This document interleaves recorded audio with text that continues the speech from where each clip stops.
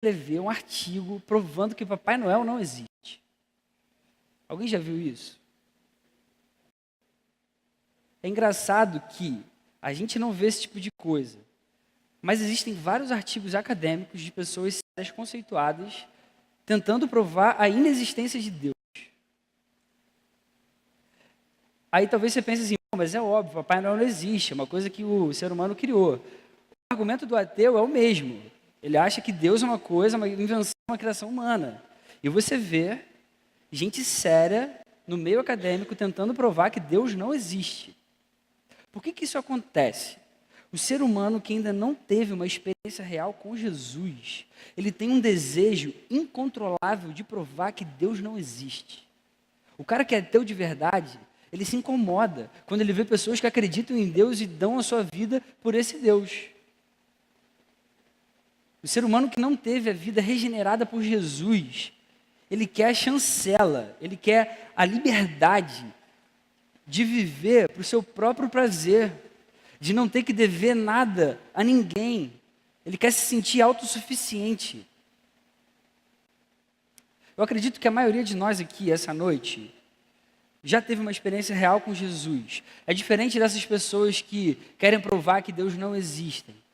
Eu acredito que a maioria que está aqui me ouvindo essa noite, inclusive eu, já teve realmente uma experiência com Jesus, acredita que Ele é real, foi regenerado de verdade e o ama com todo o coração. A gente é diferente dessas pessoas que eu falei aqui. Eu lembro da minha primeira experiência com Jesus. A primeira vez que eu senti a presença inexplicável do Espírito enchendo meu coração com uma alegria que eu nunca tinha sentido em toda a minha vida, em toda a minha história. E eu lembro que naqueles dias eu buscava a Deus com uma sede, com uma vontade, com um desejo que era também incontrolável. Eu lembro que eu falava de Jesus para meus amigos com toda a ousadia, aquilo estava cheio no meu coração. Eu lembro que eu tinha uns desejos do tipo fazer um jejum de 40 dias direto, sem comer, para sentir mais e mais a presença desse Deus. Eu lembro que eu tinha vontade de largar tudo e virar um missionário, sabe? Desses missionários que vão para o meio de uma tribo africana, para o meio dos índios, para pregar a mesma palavra. Eu não tenho dúvidas de que Jesus existe, de que Jesus é real, de que Jesus está vivo. Não tenho dúvidas. Eu acredito que a maioria daqui também não tem dúvidas disso. Existem momentos na nossa vida que esse sentimento de que Jesus existe, de que Ele é real, de que Ele está vivo, mexe com o nosso coração a ponto da gente ter vontade de fazer qualquer coisa por esse Deus, por esse Jesus. Tem momentos na nossa vida que por a gente acreditar nisso de verdade, a gente é capaz de declarar que a gente morreria por esse Deus, que a gente daria todo o nosso coração por Ele. Geralmente é esse sentimento que a gente tem quando a gente se converte, quando a gente tem aquela primeira experiência e aquilo marca o nosso coração, transforma completamente a nossa vida. O que preocupa é que constantemente a gente ouve várias outras pessoas falando, poxa, pena que um dia isso passa, pena que um dia esse sentimento bom, essa alegria, esse deslumbre por esse Deus acaba. Realmente, para vários de nós, isso acaba, isso passa. Para muitos, essa convicção de que Deus existe, é real, de que Jesus está vivo, vai se tornando cada vez menor à medida que o tempo passa. Para alguns, essa convicção se destrói completamente. Por quê? A gente aprende lendo a palavra que a única coisa que afasta a gente de Deus é o nosso pecado. A única coisa capaz de fazer com que a gente perca a alegria do Espírito, a presença de Deus, é o pecado que existe no nosso coração. E quando a gente dá vazão a esse pecado, a explicação correta para isso, do porquê que isso acontece, por que essa convicção no nosso coração vai se esfriando às vezes, por que essa alegria do nosso coração vai se perdendo enquanto o tempo passa, é que existem alguns pecados sutis, alguns pecados que são imperceptíveis, que a gente comete várias vezes e a gente às vezes nem considera pecado. Infelizmente isso acontece. Sabe quando a gente, no nosso dia a dia, a gente busca pouco? Sabe, quando a gente sente aquela preguiça em ler a Bíblia, naquele dia que a gente ainda não leu, e a gente chega cansado do trabalho, do estudo, da faculdade? Sabe quando a gente pensa que eu já fiz a minha oração do meu dia hoje, eu já orei, está tudo tranquilo. Por que eu vou orar de novo? Eu já pedi um monte de coisa para Deus. São pecados sutis, são pecados às vezes imperceptíveis, que vão afastando a gente de Deus, sem às vezes a gente nem perceber. Pecados sutis, pecados pequenos, que infelizmente a gente comete e deixa com que o nosso coração se envolva com eles. A maioria das vezes, eles nem têm cara de pecado, nem parece que são pecado. No nosso dia a dia, a gente vai se enchendo de atividades que não necessariamente são pecaminosas. A gente arranja coisa para fazer com os nossos amigos, a gente arranja coisa para fazer na nossa escola, na nossa faculdade, com a nossa família, com algum querido nosso, até mesmo com a igreja. A gente é capaz de se envolver ativamente numa igreja e mesmo assim a gente é capaz de ficar frio, como se a gente estivesse se afastando de Jesus, sem a gente nem perceber. O serviço que a gente presta aqui na igreja vai parecendo que é forçado, sabe? Se torna pesado, se torna chato. A célula que a gente frequenta, que no início a gente adorava, começa a ficar sem graça. Eu perco a vontade de ir, eu perco a vontade de ver os meus irmãos ali. Os cultos aqui, dos fins de semana, do sábado, da sexta, do domingo, parece que vai ficando a mesma coisa sempre. Parece que é a mesma coisa de semana passada. A música que eu já conheço, que já tocou, que já repetiu, fora a música que ensinaram aqui hoje. Maneira essa banda. Cara, infelizmente a gente às vezes tem aquela sensação de que, agora está tudo a mesma coisa. A gente sente aquela estagnação. Parece que tudo parou, está daquele mesmo jeito, está tudo chato. E pior que às vezes, a gente coloca a culpa na galera que está tocando aqui, a gente coloca a culpa na liderança, que não faz uma coisa nova para a gente coloca a culpa na estrutura, na forma, como se a culpa fosse da forma. Todo esse trecho que a gente leu de Tiago, capítulo 4, do verso 1 ao 10, ele fala basicamente do lugar que Deus deve ocupar na nossa vida. Não à toa, o subtítulo desse trecho que a gente leu é A Submissão a Deus. A submissão a Deus. E ele descreve alguns pecados que habitam dentro de nós, no nosso coração, que evidenciam o quão afastados a gente pode estar de Deus. E lembra o que eu falei no início, Tiago está escrevendo para crente, para cristãos, tá? Ele está escrevendo para judeus cristãos. Mas ele vem descrevendo alguns pecados que evidenciam o quão afastado a gente pode estar de Deus, uma vez que só Deus deve ser o soberano em todas as áreas da nossa vida. É um texto que faz uma relação clara entre o pecado que a gente pode guardar no nosso coração muitas vezes e a distância que a gente toma de Deus se a gente não reconhecer e não se arrepender de verdade.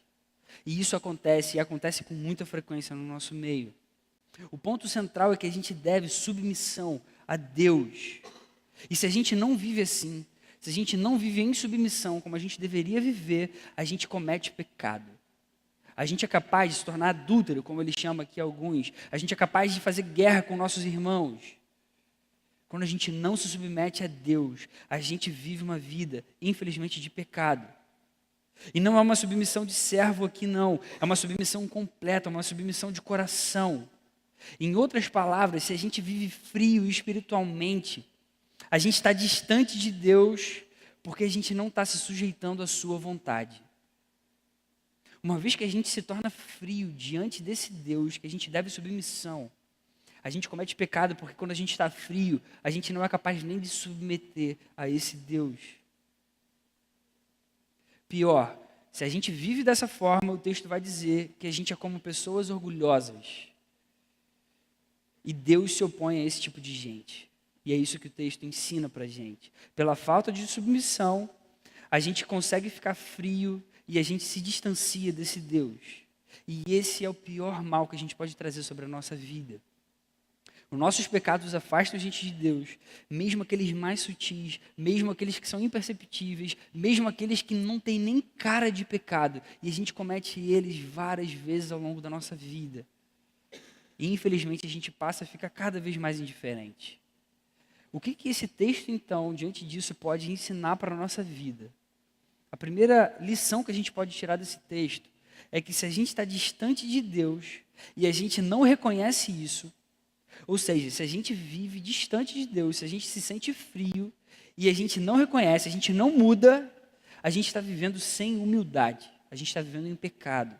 Os versos 4 a 7, Tiago escreve: quem quer ser amigo do mundo faz-se inimigo de Deus. Ou vocês acham que é sem razão que a Escritura diz que o Espírito que Ele fez habitar em nós tem fortes ciúmes, mas Ele nos concede graça maior. Por isso diz a Escritura: Deus se opõe aos orgulhosos, mas concede graça aos humildes. Portanto, submetam-se a Deus. Quando a gente está longe da presença de Deus e a gente não faz nada para mudar, quando a gente está frio e a gente não se mexe, a gente está realmente agindo como pessoas soberbas, orgulhosas. Em outras palavras, a gente está pensando que a gente sabe o que é melhor para a nossa vida em detrimento daquilo que Deus realmente acha. Antes de desenvolver esse ponto aqui, eu queria falar um pouco sobre quais são os principais indícios de que eu realmente estou distante, eu estou vivendo uma vida fria espiritualmente. Dentre vários outros, eu separei aqui 3 principais. Evidências que mostram que a gente está distante, a gente está frio de Deus. O primeiro deles que eu chamaria atenção é a falta de alegria na adoração. Falta de alegria na adoração. Quem vive perto de Deus, quem se submete, quem vive uma vida submissa a Deus, ama adorar esse Deus. Ama adorar esse Deus. O Salmo 92, verso 1 diz: como é bom render graças ao Senhor e cantar louvores ao teu nome, ó Altíssimo. Hoje na reunião de oração, quando a gente estava encerrando, eu falei para a galera que estava ali: cara, o que Jesus fez pela sua vida? Onde você estaria se Ele não tivesse transformado o seu coração, se Ele não tivesse mudado completamente a sua forma de pensar, a sua forma de agir, se Ele não tivesse perdoado os seus pecados? Quais seriam os pensamentos que estariam na sua mente? Quais seriam os seus desejos? Quais seriam as suas vontades? Será que a gente não seria extremamente egoísta, fútil? Será que a gente não estaria se destruindo hoje num beco qualquer? E aí eu falei: cara, vamos entrar naquela tenda, naquele lugar, e vamos cantar com toda a nossa alegria, com todo o nosso coração, em gratidão a Deus que fez tudo por cada um de nós, a Deus que ama a nossa vida, a Deus que se importa, o Deus que perdoa o nosso pecado, o Deus que perdoa o nosso coração, o Deus que abraça a gente quando a gente mais precisa de um abraço. Esse é o nosso Deus, e a gente entender essa verdade precisa fazer com que a gente sinta uma alegria incomparável. A gente tem que ser as pessoas mais felizes que existem nesse mundo. As pessoas lá de fora precisam olhar para a gente e falar: cara, esse cara é muito feliz, ele está sempre bem. Olha a expressão do salmista que vive essa verdade. Como é bom render graças, oferecer gratidão, agradecer ao Senhor e cantar louvores ao teu nome, ó Altíssimo. Como é bom. Quem está perto de Deus, sente prazer nas coisas de Deus, louva com um sorriso no rosto, ou então louva com lágrima nos olhos, tamanha a presença dele no coração. Se a gente perde alegria na adoração, certamente a gente está distante desse Deus.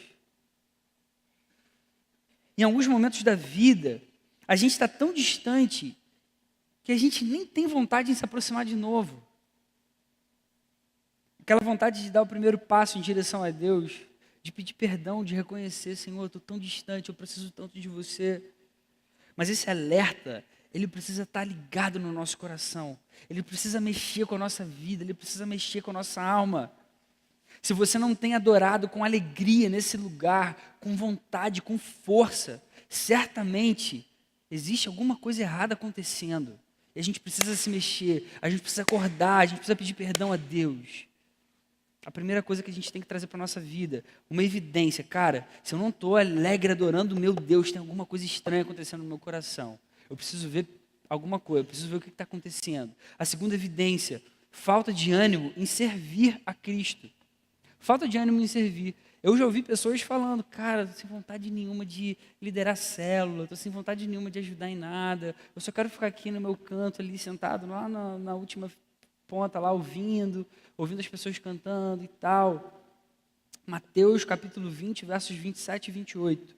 O próprio Jesus fala, quem quiser ser o primeiro, deverá ser escravo, como o Filho do Homem, que não veio para ser servido, mas para servir. Quanto mais próximo de Cristo a gente estiver, mais a gente vai ter vontade em servir, em fazer aquilo que a igreja está precisando. Mais a gente vai querer ser útil para o reino, mais a gente vai querer ser útil nas mãos do nosso Deus. O nosso pensamento vai ser, cara, o que precisar ser feito, pode contar comigo. O que precisa ser feito? Pô, pode me chamar, eu estou à disposição. Mas não é só falar isso e sumir, não. É chegar junto mesmo, cara. Pô, estou junto, ó. Retiro, o que vai precisar? Estamos juntos, pode contar comigo. A gente tem que servir, a gente tem que ter essa alegria, esse ânimo estampado no nosso rosto. Quando a gente perde o entusiasmo em servir, alguma coisa está errada. Para refletir um pouco no teu coração, se você tem tido desânimo em servir, tem que ligar o alerta também. Jesus veio para servir. Uma terceira evidência que mostra que às vezes a gente pode estar afastado de Deus e a gente precisa acordar, é quando a gente não cumpre a nossa principal missão em evangelizar. Mateus capítulo 28, verso 19. Quando Jesus está subindo aos céus, aquela última palavra aos seus discípulos, ele fala, portanto, vão e façam discípulos de todas as nações. Vão, evangelizem. Tudo aquilo que eu ensinei para vocês agora, ó, passa para frente. Ensina as outras pessoas a fazerem o mesmo. Ensina outros aí a amarem o meu evangelho, assim como eu amei cada um de vocês. Vamos fazer discípulo que me ame, discípulo que me sirva e que continue espalhando a mensagem. Igual a gente viu acontecendo com os Tessalonicenses algumas semanas atrás. Se a gente olha para a nossa vida e se a gente percebe que a gente não tem falado de Jesus para ninguém, ou pelo menos a gente não tem nem expressado a alegria que Jesus tem trazido ao nosso coração, cara, então existe uma prova clara de que a gente está distante de Deus. É impossível a gente estar perto de Deus e a gente não falar de Jesus, que salvou e transformou completamente a nossa história. O Evangelho é a coisa mais linda, mais perfeita e transformadora que a gente recebeu. Como a própria Bíblia descreve, o Evangelho é o poder de Deus para a salvação de todo aquele que crê. Se a gente não fala, se a gente não vive isso, o nosso coração pode estar bem distante de Deus, ele pode estar congelado. A gente precisa ligar o alerta. Diante desses indícios que eu acabei de citar aqui, e de vários outros que a gente tem na nossa vida, ao longo da nossa caminhada, a gente não pode seguir em frente sem buscar um arrependimento verdadeiro. E aí, como a gente falou no início aqui, a falta de submissão a Deus, a frieza espiritual, evidencia o maior problema que a gente pode ter, que é a gente estar distante de Deus sem a gente nem perceber. Que coisa terrível. A gente ser capaz de conhecer o Salvador, conhecer a verdade, conhecer o Evangelho e viver uma vida distante dele sem nem perceber. É disso que o texto está tratando aqui essa noite, é isso que Deus quer falar ao nosso coração aqui. O não reconhecimento de que a gente está distante de Deus, quando a gente de fato está, é prova de um coração orgulhoso. É prova de um coração altivo, soberbo. A gente precisa de humildade para reconhecer essa falha. Mas a gente precisa reconhecer, e eu reconheço que é muito difícil a gente reconhecer a nossa falha. Eu lembro quando eu era criança, que eu fazia alguma coisa errada na minha casa e vinha minha mãe, sabe? Aquela mãe que vem querendo destruir a vida de quem fez besteira, sabe? E ela chegava berrando assim, quem fez isso? Cara, eu lembro uma vez que eu me caguei de medo. E eu menti, óbvio. Eu falei, não fui eu não. Não fui eu não. Eu tinha feito alguma coisa que eu nem lembro, mas eu lembro da reação que eu tive subindo a escada, assim, para o segundo andar que tinha lá na casa que a gente morava. Sabe, essa sensação de que, cara, eu não vou sobreviver depois dessa. A gente reconhecer o nosso erro, quando a gente está errado, é difícil pra caramba. Ainda mais quando parece que a gente não vai viver dali para frente, sabe? Se a gente reconhecer. É muito difícil eu reconhecer que eu estou errado e ter que pedir perdão. Parece que a gente tem que se humilhar às vezes para a gente fazer esse tipo de coisa.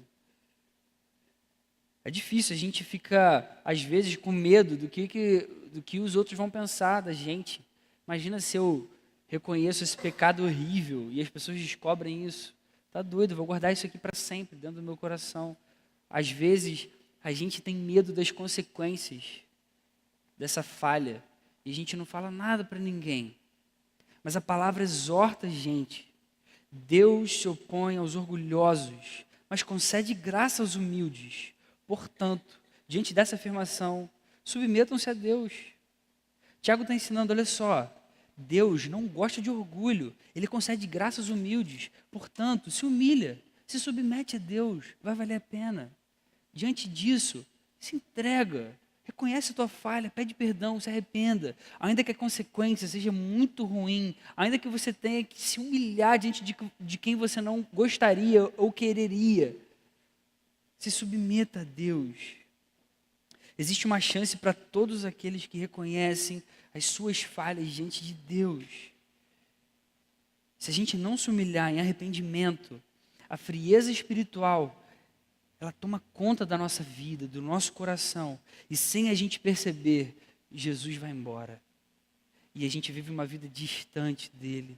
E quando Jesus vai embora, com ele vai a alegria, com ele vai o entusiasmo, com ele vai o desejo de devoção, com ele vai a vontade de servir ao reino. Muitas vezes isso acontece e a gente faz um diagnóstico errado do que está acontecendo com a gente. A gente acha, pô, eu estou muito cansado, eu preciso dar um tempo de descansar. No fundo, às vezes a gente guarda um pecado e a gente nem imagina que aquilo é um pecado diante de Deus. E a gente precisa reconhecer isso, humilhar diante dele. E isso é preocupante demais, uma vez que o texto ensina para a gente que Deus se opõe aos orgulhosos. Deus se opõe aos orgulhosos, mas ele concede graça aos humildes. A segunda lição que esse texto traz para a gente é uma lição maravilhosa. É que existe esperança para todos os que estão vivendo distante. Se você está essa noite aqui e o seu coração se encheu de temor com o que foi falado até agora, existe uma esperança maravilhosa para mim e para você. Várias vezes eu vivo distante desse Deus. Mas é maravilhoso a gente viver sabendo que existe uma esperança para a gente. Existe uma esperança. O verso 8 vai ensinar isso para a gente. Aproximem-se de Deus e Ele se aproximará de vocês. Cara, que verso lindo. Que verso lindo. Não existe condição. Na verdade, a única condição é o arrependimento. Mas não existe uma condição que seja impossível demais da gente fazer diante de Deus, sabe? Aproxime-se de Deus, Ele se aproximará de vocês. Por que você está vivendo distante? É só se aproximar. Aproxime-se de Deus e Ele se aproximará de vocês. Não vai existir nada mais excelente e bonito e cheio de, sabe, carregado, cheio de alegria em alguma afirmação do que essa aqui. Aproximem-se de Deus, um Deus que é tão santo, um Deus que é tão grandioso, que é tão cheio de poder, que é tão cheio de glória. E a gente não é nem um pedacinho de um pó perto de toda essa grandeza. Mas se a gente se aproximar, Ele vai se aproximar de cada um de nós.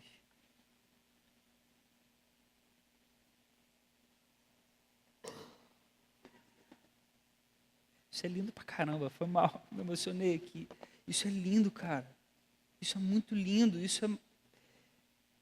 Cara, que Deus é esse que a gente tem? Que Deus maravilhoso. Cara, que vontade, sabe, de parar tudo. Vamos dar uma pausa aqui agora, vamos só adorar a Deus.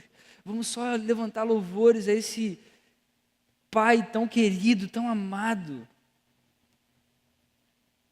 Deus é cheio de graça por aqueles que reconhecem a necessidade da sua presença. Deus concede graça aos humildes. Humildade é reconhecer que a gente tem falhas, a gente não pode continuar com essas falhas. Deus não é um Deus que julga, que aponta o dedo, que vem para destruir a nossa vida e falar que a gente é um pecador miserável. Ele só quer que a gente reconheça as nossas falhas. Por causa de nós, não é nem por causa deles, não. por causa dele não, é por causa de cada um de nós, porque a gente precisa reconhecer mesmo. A gente pode ter certeza de que a gente não vai andar sozinho nas nossas dificuldades. Ele sempre vai estar do nosso lado, nos momentos mais difíceis da nossa vida. O que a gente mais precisava aconteceu. Jesus era a nossa única esperança. E Ele deu a sua própria vida e proporcionou para a gente a chance de arrependimento. Aproxime-se de Deus e Ele se aproximará. Aproxime-se de Deus e Ele se aproximará de vocês. Aproxime-se de Deus, Ele vai se aproximar e Ele vai mostrar o quanta graça Ele tem por você, quanto amor Ele tem por você, o quanto Ele se importa, o quanto Ele quer você mais perto. Quais são as aplicações disso para a nossa vida? O que a gente vai fazer? A gente ouviu tudo isso. O que a gente vai trazer de aplicação então? A gente, em primeiro lugar, precisa se arrepender. A gente tem que reconhecer algumas coisas na nossa vida. Todo mundo aqui tem falha e todo mundo sabe quais são as suas. A gente precisa ser humilde, reconhecer que a gente tem falhado. A gente precisa reconhecer todas as falhas e buscar a mudança real em Jesus. O pecado, por menor que ele seja, por mais imperceptível que ele pareça, é algo abominável ao nosso Deus, que é totalmente santo. Vocês lembram daquela atrocidade que aconteceu em 2007 com um menininho chamado João Hélio? Vocês lembram dessa história? Que história horrível. É uma história que causa repulsa quando a gente vê, sei lá, quando a gente lê, quando a gente assiste. Lembra? Alguns assassinos totalmente frios carregaram um menino do lado de fora de um carro no asfalto por quilômetros. Quando você vê uma história dessas, como que fica o seu coração? Você não fica indignado? Você não fica revoltado com isso? Eu e você somos totalmente distantes de Deus em termos de santidade. A gente é muito, mas muito distante de Deus. Um Deus que é totalmente santo e pede para que a gente seja santo. A gente às vezes se coloca diante dele, se consagra, mas mesmo assim a gente chega nem perto dessa santidade de Deus. Eu e você, que somos tão distantes desse Deus que é tão santo, nós somos capazes de olhar para uma situação dessa, de injustiça, e ficar indignados. A gente é capaz de olhar para essa situação e ficar revoltado, irado. Você imagina um Deus que é tão santo, que é tão distante de cada um de nós, em toda a sua essência perfeita. Esse Deus olhando para uma situação dessa. Você está conseguindo pegar onde eu estou querendo chegar? Para esse Deus que é tão santo, que é tão perfeito em toda a sua essência, nele não há falha, nele não há pecado, nele não há nada de ruim ou errado. Qualquer pecado que exista na face da terra, qualquer desvio, por menor que ele seja, por mais imperceptível que seja, é abominável a esse Deus. É horrível, é repugnante, é nojento, é feio para esse Deus. O profeta Abacuque, ele diz que Deus tem olhos tão puros que não suportam ver o mal. Deus tem olhos tão puros que ele não consegue enxergar a maldade. Um Deus assim se entristece com o menor pecado possível. A gente precisa ser humilde e reconhecer que a gente tem falhado. O menor pecado que a gente tem. E a gente vive às vezes como se fosse de boa. Daqui a pouco eu vou orar, vou pedir perdão, ele vai me perdoar. Ele vai perdoar porque a graça dele é infinita. Mas a nossa postura tem que mudar. Quando você estiver se sentindo frio espiritualmente, faça todo o possível para se aproximar de Deus novamente. Submetam-se a Deus. Submetam-se a Deus. A gente precisa cuidar do nosso coração. Uma igreja espiritualmente fria, ela não causa nenhum impacto na sociedade, no mundo, na vida dos descrentes. O inferno ama igrejas frias. O inferno ama igrejas que não servem para nada. O inferno ama, adora igrejas extravagantes, sabe? Igrejas prósperas, igrejas cheias de gente, desde que Jesus não seja pregado ali e convide as pessoas a um arrependimento verdadeiro. A gente precisa se humilhar e reconhecer o quanto a gente tem falhado em viver distante de Jesus, para a gente não ser uma igreja assim. Longe de nós ser uma igreja assim, cheia de gente, maneiraça. Pô, vamos fazer uma coisa bacana para atrair as pessoas lá de fora. E Jesus não ser pregado nesse lugar. É melhor ter 3 pessoas aqui dentro e a gente pregar Jesus e arrependimento de pecado e vida santa, para que esse Deus se agrade e as pessoas se convertam de verdade e elas sejam libertas do inferno. Porque existem igrejas por aí, infelizmente, que as pessoas estão no inferno, dentro de uma igreja.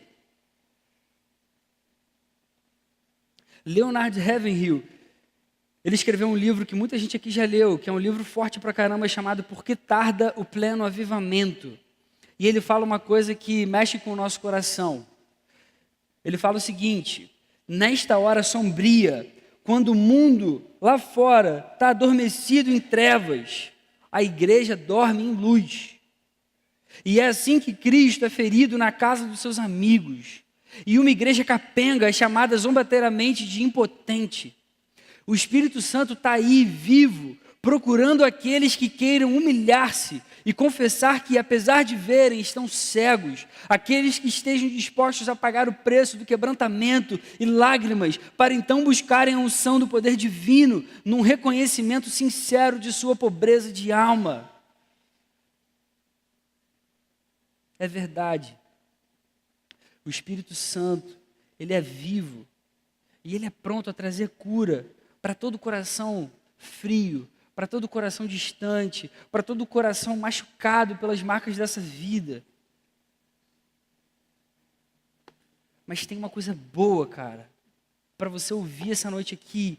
Você, eu, nós podemos fazer parte de uma igreja que vive um avivamento verdadeiro, porque a gente é a igreja.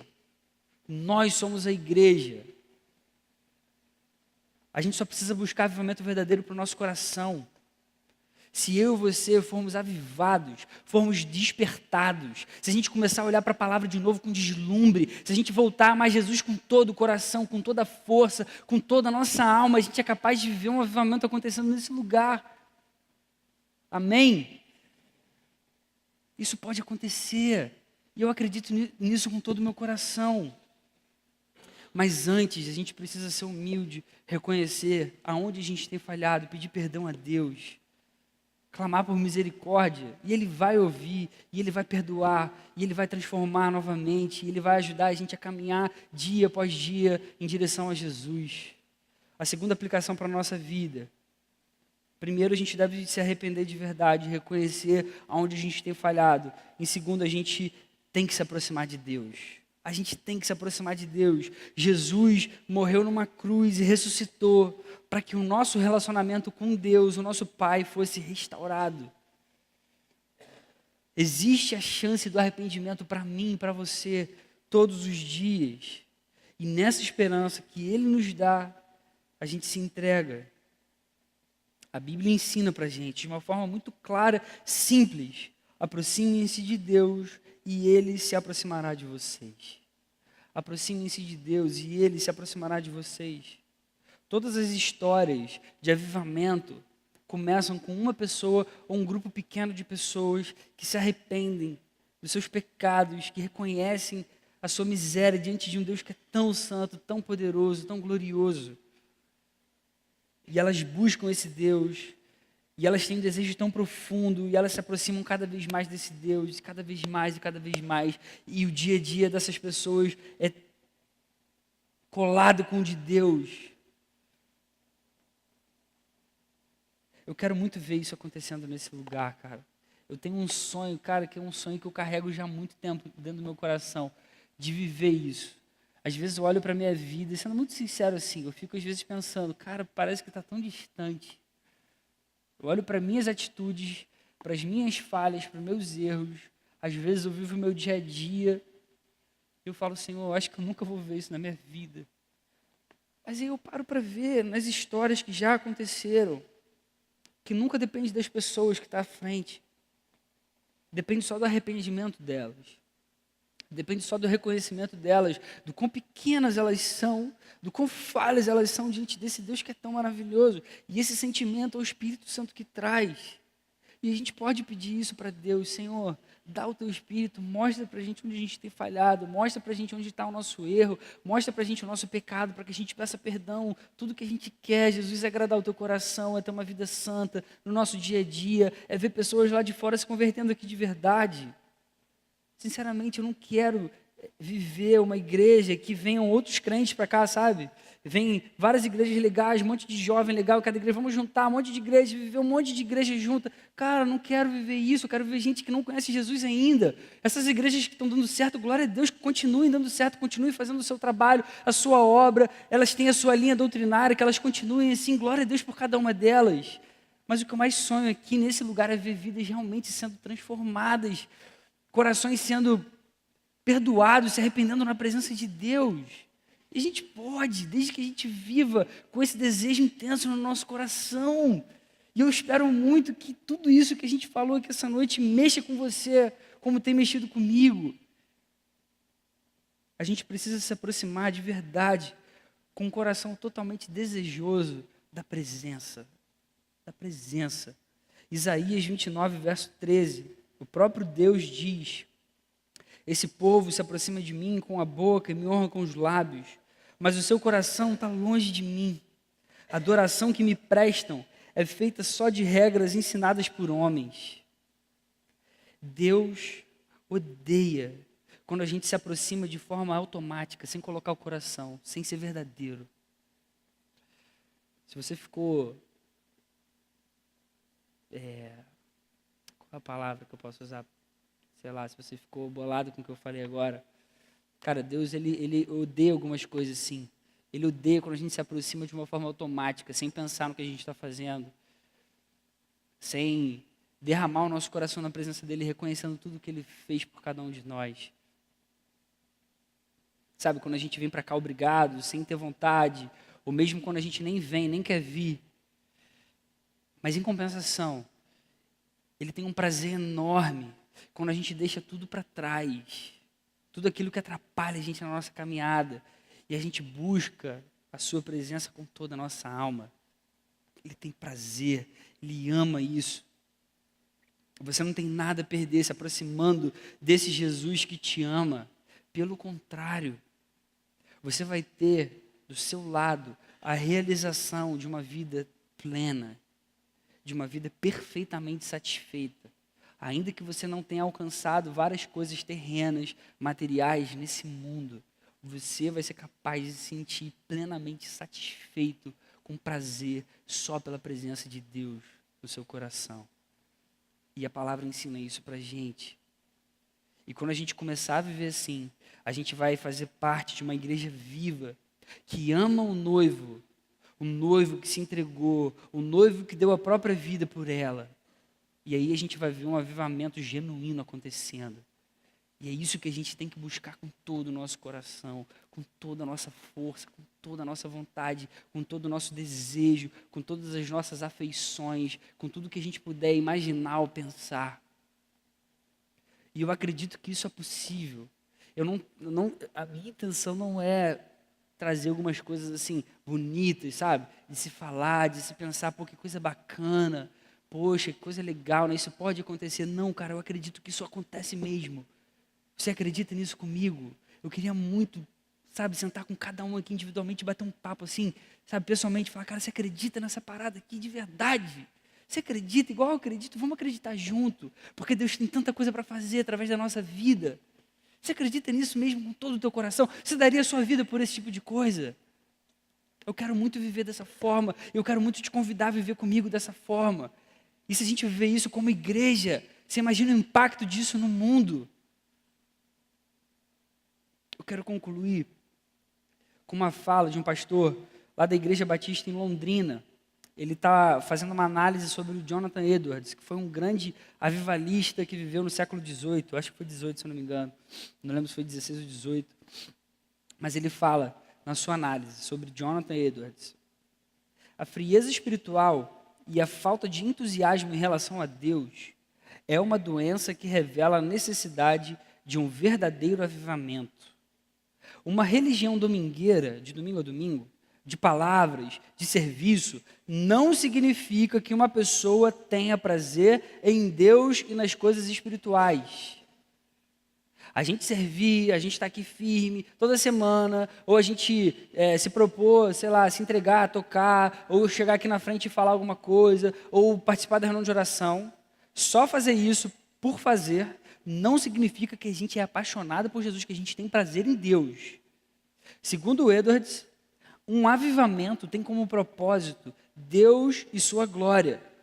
Assim, em momentos extraordinários, Deus derrama sua graça em vez de julgamento e levanta adoradores entusiasmados pelo seu nome dentre os que estão frios e mortos. Que coisa legal essa análise que ele faz. Viu que coisa maneira? Em alguns momentos, de forma extraordinária, Deus levanta adoradores entusiasmados no meio de pessoas frias e mortas, para que ele receba toda a glória e toda a honra que lhe é devida.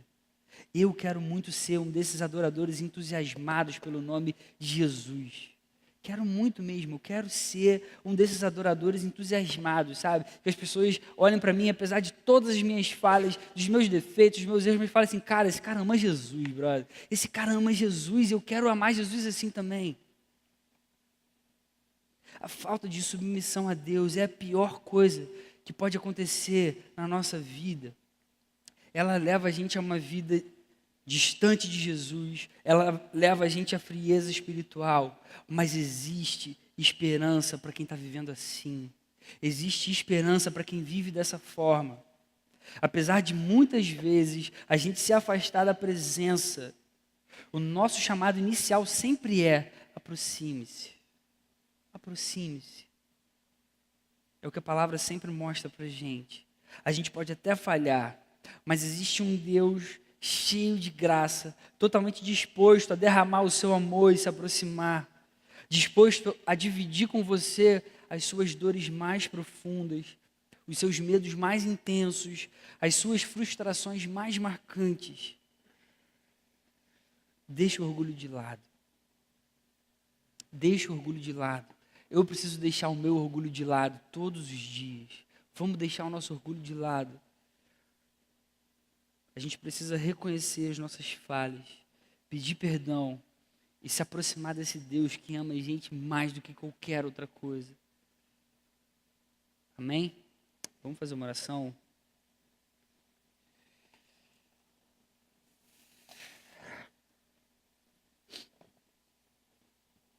Obrigado, Senhor, porque você ama a gente com um amor que é inexplicável, imensurável. Talvez só na eternidade, Senhor, a gente vai entender, Senhor. Obrigado porque você dá para a gente uma chance de arrependimento. Obrigado porque você se importa com a nossa vida, Senhor. Você sabe do que a gente é feito. Você sabe, Senhor, que a gente é pronto a falhar a qualquer momento, Senhor.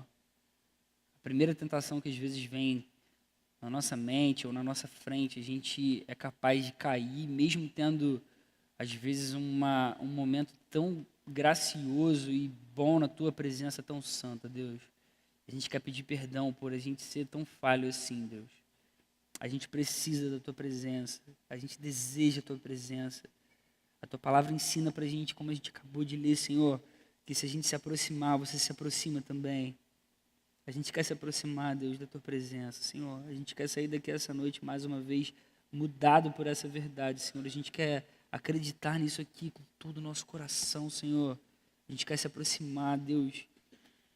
A gente quer ver vidas sendo curadas nesse lugar, corações se convertendo a Jesus, corações se arrependendo, se entregando totalmente pelo resto das suas vidas ao único Deus, ao Deus que pode salvar, ao Deus que pode perdoar pecados, ao Deus que dá sentido à nossa vida. Senhor, permita que a gente veja isso com os nossos próprios olhos nesse lugar, Senhor. Que o Gol seja um ministério de jovens que amam Jesus com todo o coração, que se entregam, Senhor, com toda a vida, com toda a alma, com toda a força, Senhor. Não importa o custo disso, Deus. Dá para a gente essa fé ousada nesse sentido, Deus, de que o que mais importa para a gente é a glória do Teu nome, de que o que mais importa para a gente é a Tua grandeza, é você se alegrar da nossa vida, é você sentir prazer com cada um de nós, Senhor. Dá para a gente esse senso, essa urgência. Gera temor no nosso coração, Deus, é o que a gente mais precisa, Deus. Ajuda a gente a se arrepender, Senhor.